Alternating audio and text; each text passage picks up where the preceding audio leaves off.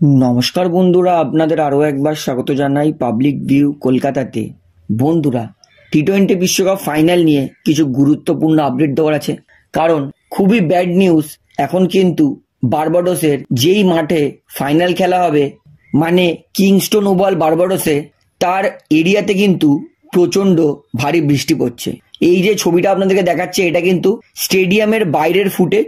এবং বলে রাখি, এই মুহূর্তে কিন্তু ওয়েস্ট ইন্ডিজে রাত, এবং যখনই সানসেট হয়ে গেছিল, মানে যখনই সকাল থেকে রাত হয়ে গেছিল, তখন দিয়ে কিন্তু বৃষ্টি চালু হয়েছে এবং কন্টিনিউয়াসলি 3 ঘন্টা কিন্তু বৃষ্টি হচ্ছে, মানে বিশাল বৃষ্টি হচ্ছে।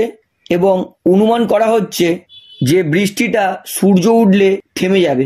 তবে যেহেতু India versus south Africa local time, মানে ওয়েস্ট ইন্ডিজের টাইম অনুযায়ী সকাল 10:30টায় শুরু হবে, তাই যদি ধরে নিই বৃষ্টি থামে ভোর 6টায়, তাহলে 4 ঘন্টায় মাঠ শুকানো কিন্তু খুবই কঠিন ব্যাপার হয়ে যাবে। অর্থাৎ সেক্ষেত্রে কিন্তু ওভার কাটা যেতে পারে।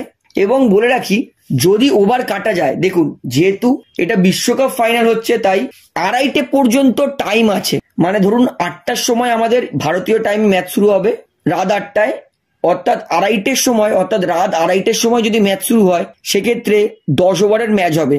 যেহেতু ফাইনাল, তাই 10 ওভারের কমে কিন্তু ম্যাচ করাবে না, এমনটা কিন্তু আইসিসি সিদ্ধান্ত নিয়েছে।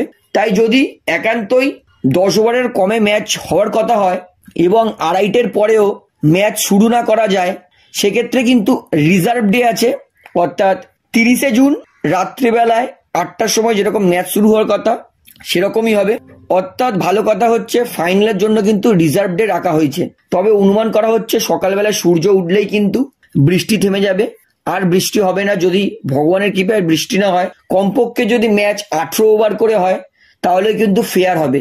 তাই যদি 1:30টার সময় শুরু হয় ম্যাচ, সেক্ষেত্রে কিন্তু 15 ওভারের ম্যাচ হবে। আর যদি 2:30-এর সময় শুরু হয়, তাকে সেক্ষেত্রে কিন্তু 10 ওভারে শুরু হবে। তবে এর কমে কিন্তু আর ম্যাচ খেলানো যাবে না। তারপরে রিজার্ভ ডেতে চলে যাবে, মানে রবিবার দিন চলে যাবে ম্যাচটা। তো আশা করি বৃষ্টির ওয়েদার কিরকম সমস্তটা জানিয়ে দিচ্ছি। এই মুহূর্তে কিন্তু বৃষ্টি হচ্ছে এখনো, এবং অনুমান করা হচ্ছে সকালবেলা রোদ ওঠার সঙ্গে সঙ্গে বৃষ্টি থেমে যাবে। তো এবারে বলি, ফাইনালে কে এগিয়ে, ভারত না সাউথ আফ্রিকা? কি বলছে ক্রিকেট এক্সপার্টরা? সবার প্রথমে আমরা সবাই জেনে গেছি গৌতম গম্ভীরই হবে ইন্ডিয়ার নতুন হেড কোচ।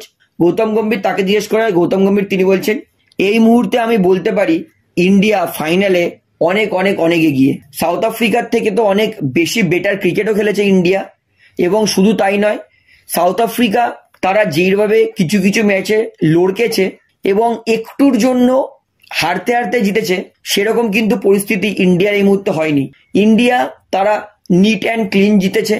তাই এই মুহূর্তে যদি ব্যাটিং বোলিং দুটোই ধরি, তাহলে কিন্তু ইন্ডিয়া সাউথ আফ্রিকার থেকে অনেক বেটার ক্রিকেট খেলছে।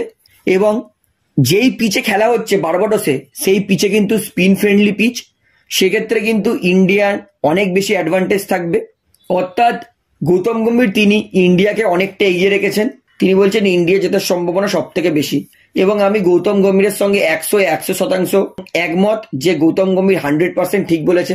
স্পিন পিচ, তাই ইন্ডিয়া জেতার সম্ভাবনা কিন্তু বেশি। তবে ক্রিকেটে কিন্তু বৃষ্টি 1 নম্বরের কাল জিনিস, মানে বৃষ্টি এসে কখন কি ম্যাচ ঘুরিয়ে দেবে ভগবান জানে।